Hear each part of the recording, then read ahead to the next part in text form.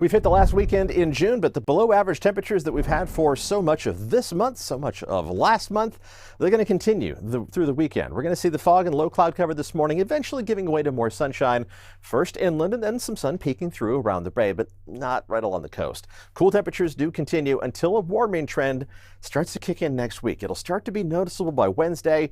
By the time we hit the end of next week, the last day of June is on Friday.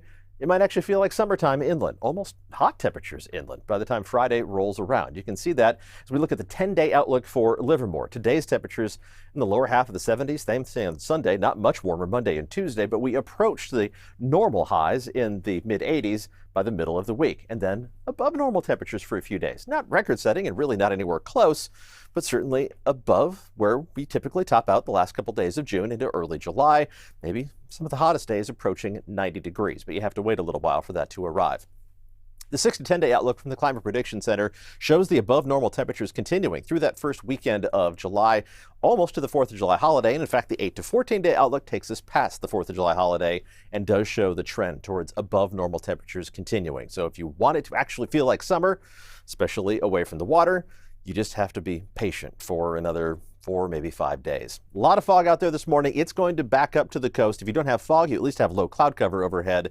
You're not going to shake that low cloud cover right along the coast. Gray skies there as we head through the entire weekend, while everyone else goes with that morning clouds, afternoon sun pattern. Same thing kicking in once again tomorrow. Temperatures today, as the Giants play game 2 of their series against the Arizona Diamondbacks, are going to be on the cool side in the city. Low 60s as the first pitch is thrown at 1:05 this afternoon at Oracle Park, only warming up into the low 60s. That's about as far as we're going to go, that 2 o'clock temperature.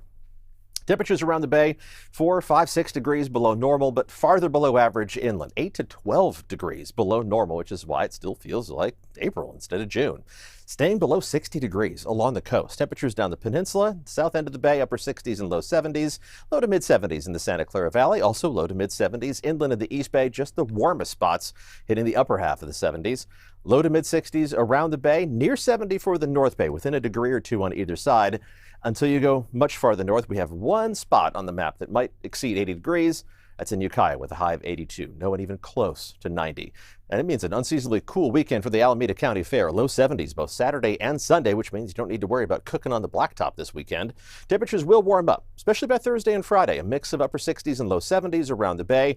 Inland temperatures will be more noticeably warmer, returning to the low to mid 80s inland in the North Bay and in the Santa Clara Valley. And the hot spots will be inland in the East Bay, hitting the upper 80s. Some spots around 90 degrees Thursday and Friday.